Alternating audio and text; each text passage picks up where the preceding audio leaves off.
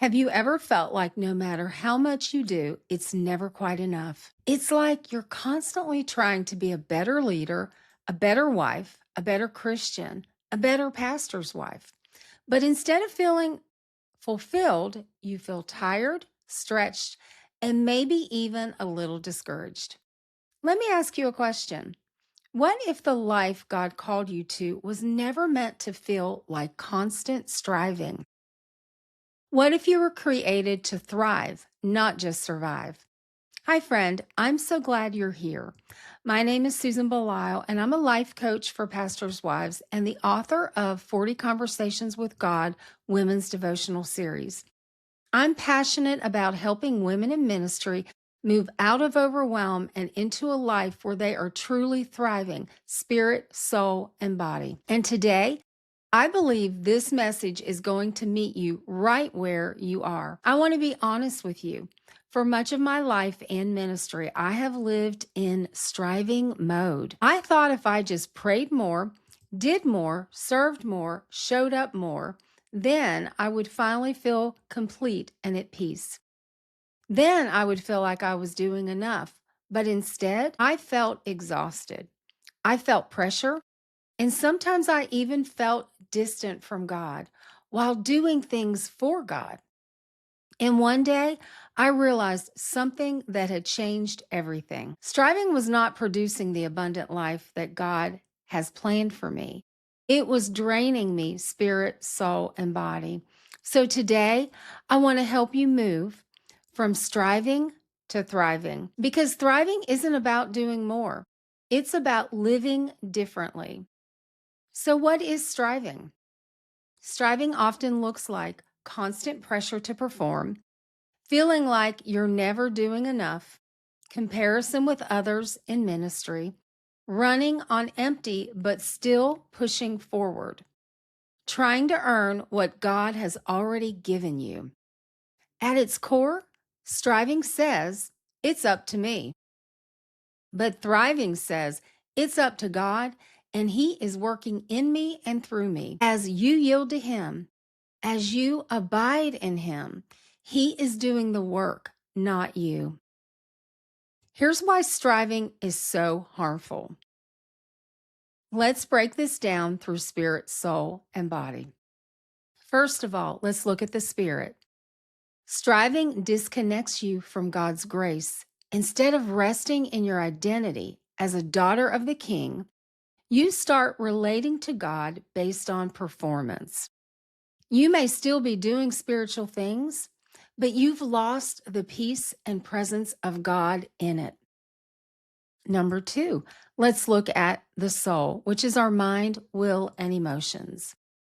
Striving creates anxiety, overthinking, emotional exhaustion, comparison, and insecurity.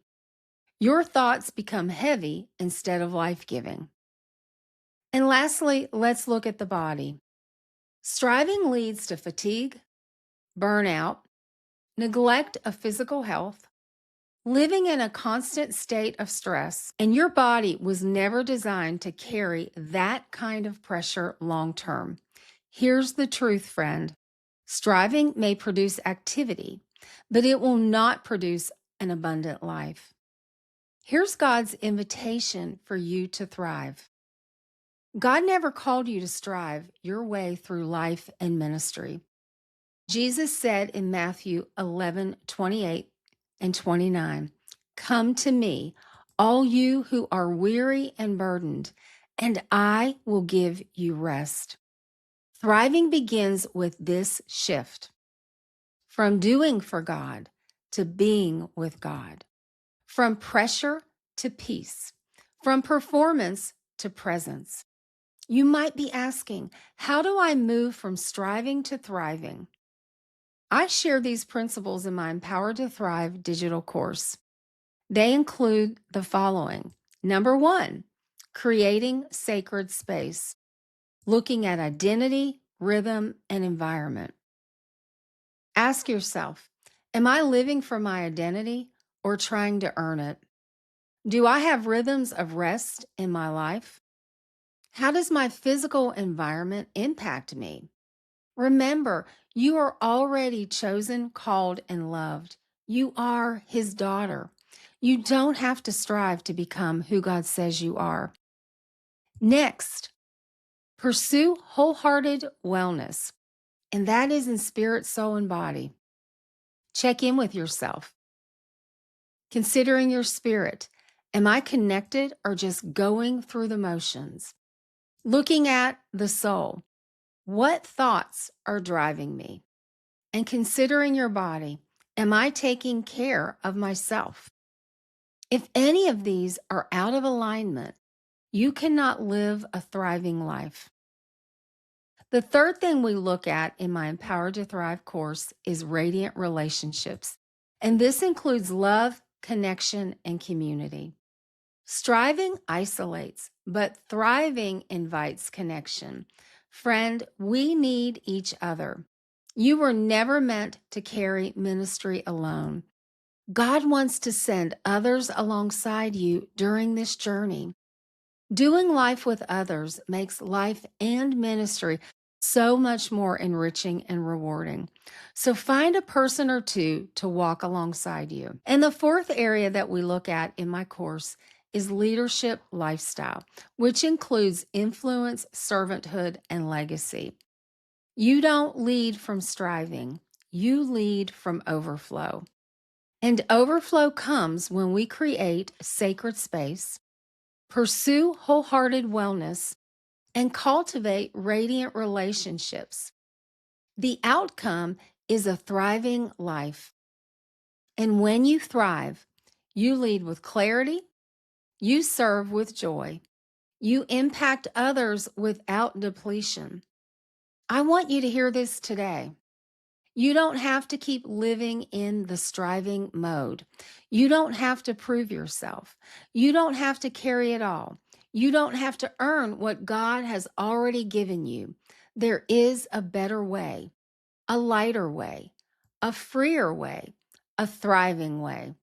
And this is exactly why I created my course, Empowered to Thrive.